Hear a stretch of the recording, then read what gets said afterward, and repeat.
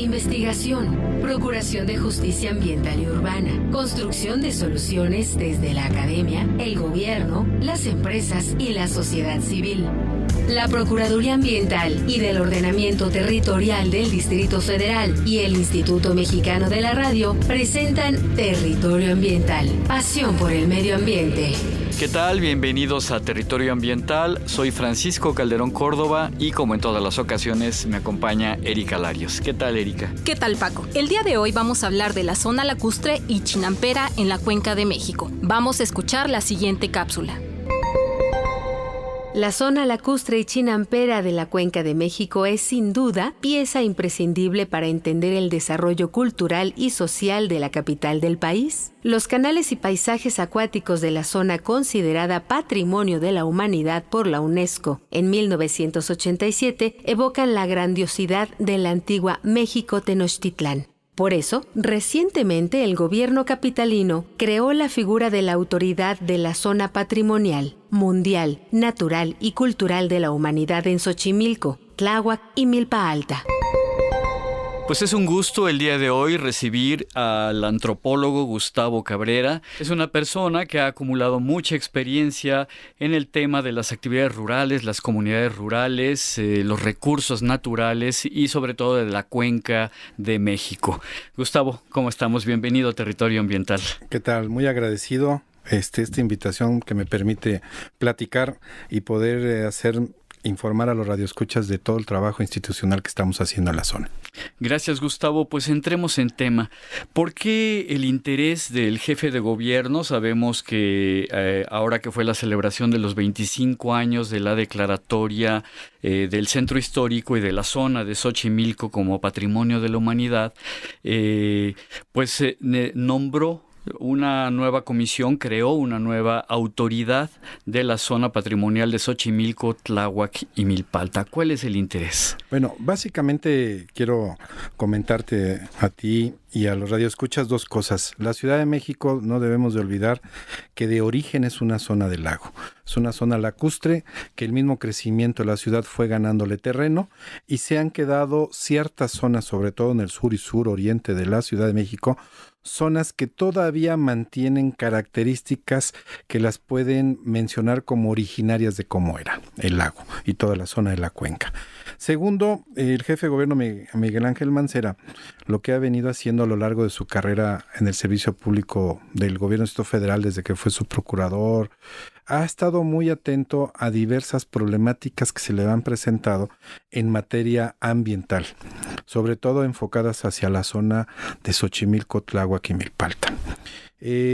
Una vez que él realizó sus trabajos correspondientes a la campaña, se encontró, según me ha platicado, muchas quejas, comentarios y denuncias sobre ciertas actividades descoordinadas y poco o casi nula visión institucional de atender un problema integral ambiental en el lugar.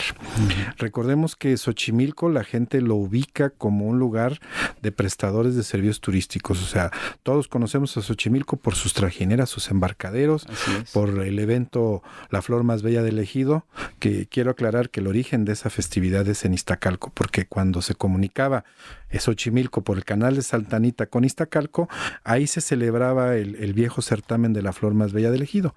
Cuando se seca el canal de Santa Anita y da origen a lo que ahora conocemos Calzada de la Viga, se regresa hacia la zona de Xochimilco los embarcaderos y es ahí donde continúan con esa festividad. Entonces, él recibió a lo largo, repito, de todo este proceso, hasta como jefe de gobierno, quejas, denuncias y propuestas de qué hacer en esa zona para cuidarla, conservarla y mejorarla. Coincidió durante la etapa de transición, mi anterior cargo era director de la Comisión de Recursos Naturales. Yo tuve la oportunidad de presentarle una serie de diagnósticos, de propuestas y de alternativas, y la idea que se le presentó es que había que evolucionar en el sentido institucional de la política pública. Había que crear una figura cuya autoridad permitiera coordinar a todas las dependencias que tienen trabajo en una zona muy específica, que es la zona de la Declaratoria del Patrimonio Cultural de la Humanidad de la UNESCO. 7,200 hectáreas que abarcan parte de Xochimilco, parte de Tláhuac y parte de Milpa Alta. Gustavo, en este sentido y para ubicar más a nuestro auditorio, ¿podrías explicarnos qué áreas son las que comprenden esta zona patrimonial? Porque sabemos que ahí se encuentra cerca el Parque Ecológico de Xochimilco, San Gregorio Atlapulco. No sé si vayan a incluir los barrios históricos. Claro que sí, con mucho gusto. Algo que es bien importante para los radioescuchas, cuando se crea o se decreta la zona patrimonial, se consideran 4 actividades primordiales en la zona que les dan una característica de origen. 1, la zona habitacional de barrios y pueblos, que tienen orígenes prehispánicos. Recordamos, retocando nuevamente el tema correspondiente al origen del lago, la zona lacustre del Valle de México, recordemos que había un sistema hidráulico que comunicaba barrios y pueblos con el centro, que era la Gran Tenochtitlan. Entonces, hay barrios y pueblos que tienen cientos de años y que tienen una riqueza de valor cultural, arquitectura vernácula, entre otras cosas, y sobre todo tradición oral y cultural. Entonces, el primer eje que tomó en cuenta la declaratoria patrimonial es el alto valor que contiene la zona urbana, por llamarle de alguna manera. Tenemos básicamente lugares como la famosa iglesia de San Buenaventura de Siena, que es un monumento histórico muy antiguo, que es la referencia, es la iglesia principal de Xochimilco, y que es el punto de origen de un rito muy conocido internacionalmente, que es el culto al niño Pa. Entonces, a esa parte me refiero culturalmente hablando, respetando cualquier tipo de profesión religiosa, pero que engloba una parte de riqueza. La segunda parte es la zona productiva. Xochimilco la conocemos principalmente porque las hortalizas y muchas de las flores provienen de viveros y zonas de cultivo, las chinampas. Chinampa, que es un sistema tradicional prehispánico también, donde se le fue ganando terreno al agua, y mediante una zona que tenía un espesor suficiente de tierra y de un entramaje de lo que es ramas y apantles de la zona, se formaba una cama que soportaba y que permitía tener una altura suficiente para poder sembrar. El tercer escenario es el de los humedales naturales. Toda esa zona, como está rodeada de la zona cerril, de esa zona, de ese eje no volcánico, en el sentido de que está el volcán del Teutli, y la otra referencia es el Ajusco. Pero toda esa zona tiene una lógica ambiental de escurrimientos naturales que alimentan los mantos freáticos, el lago de Xochimilco, el sistema lacustre que hay todavía en la zona, pero también alimentan los ríos subterráneos que dan origen a muchos manantiales y muchas zonas de la... Ese es el tercer elemento que se tomó como valor de la zona. Y el cuarto, lo que es la biodiversidad. Es una zona que tiene todavía especies originarias únicas en el mundo, algunas en situación de riesgo de extinción, como es el ajolote, pero que de alguna u otra manera tenemos elementos para decir que podemos recuperar. Hablando del segundo escenario, Gustavo, sabemos que prácticamente hasta la mitad del siglo pasado, Xochimilco proveía a la Ciudad de México de una gran variedad de alimentos. En este plan de rescate, o en los planes que haya de rescate, se va a tratar de detonar nuevamente esta posición que tenía Xochimilco como productor de hortalizas, de alimentos, etcétera. Sí, de hecho es parte del objetivo fundamental. El licenciado Mancera, lo que me ha instruido al nombrarme como autoridad es no tanto la lógica de rescatar, porque pareciera ser un proceso unilateral, sino el proceso de recuperar. Y recuperar significa que todos participemos, tanto afectados como autoridades, como vecinos. Entonces, en efecto, históricamente esa zona ha abastecido no nada más de alimentos, también de agua a la Ciudad de México. Recordemos que uno de los primeros sistemas de bombeo después de los dinamos es el sistema que en la época de Porfirio Díaz permitía abastecer a la zona central de la ciudad, y que como vestigio y recuerdo de esa política hidráulica se encuentra la caseta de bombas de San Luis Tlaxialtemalco dentro del Parque Acuescomatl, que invito a la población que tenga la oportunidad de hacer un recorrido por la zona de San Luis Tlaxialtemalco, visite el bosque de San Luis y el Parque Acuescomatl, que es un vestigio de lo que en el pasado llegó a ser la zona boscosa. Y digo vestigio no en la lógica de pérdida, sino de mantener su situación natural. Entonces, la ciudad era abastecida de agua y de hortalizas y de alimentos. Repetía que al inicio de la entrevista, el viejo canal de Santa Anita, que se convirtió en canal de la Viga, pues era el punto natural de la llegada de todos los productores de las zonas. Sigue siendo una zona productora, sigue habiendo gente que cultiva las chinampas y no la cultiva en una lógica comercial intensiva, la cultiva en una lógica de autosuficiencia y comercialización a pequeña escala. Pero pequeña escala intensa. ¿A qué me quiero referir con intensa? Hay compradores y comercializadores que todos los días pasan por mercancía y terminan en los centros de abasto de las tiendas departamentales o en la central de abasto. O sea, sigue siendo una zona que permite dotar de lechugas, de acelgas, de espinacas, de calabazas, de una serie de cultivos de las hortalizas que le da valor y riqueza a nuestra alimentación. Entonces creo que de lo que escuchamos hablar de que existe un ecocidio en Xochimilco, que está hecho un desastre, es una falsedad. Mira, yo creo que el término de ecocidio es muy, muy alto de una responsabilidad general. Hay zonas donde los asentamientos humanos irregulares y los regulares han generado escenarios de desorden urbano. Tenemos un problema de las descargas de agua, de todos los asentamientos. Tenemos que poner un orden y una política de reaprovechamiento de las aguas. ¿Por qué? Porque esta zona lacustre vive del agua. En el momento que no hay agua, se seca y pierde toda su belleza natural. El gobierno de la ciudad, a través del sistema de aguas de la Ciudad de México y de la planta de tratamiento del Cerro de la Estrella, es quien genera el 70% del agua que le da nivel y mantiene la zona chinampera. El 30% restante proviene de la captación natural por lluvia o por escurrimientos. Entonces, el ecocidio, hay zonas donde hay una alteración. Hablar de ecocidio es hablar de muerte total. Yo diría que el paciente empieza a presentar síntomas de gravedad y estamos a tiempo de atenderlo. Gustavo, pero en este sentido, bueno, para rescatarla la zona y devolverle las características, digamos, originales, se necesita de una inversión importante. En este sentido, ¿intervendrá la iniciativa privada en la conservación de la zona? Porque oímos que el jefe de gobierno anunció la creación de un fideicomiso. ¿Nos puedes platicar al respecto? Sí, mira, una parte importantísima es que la superficie, en el mayor porcentaje, es propiedad social.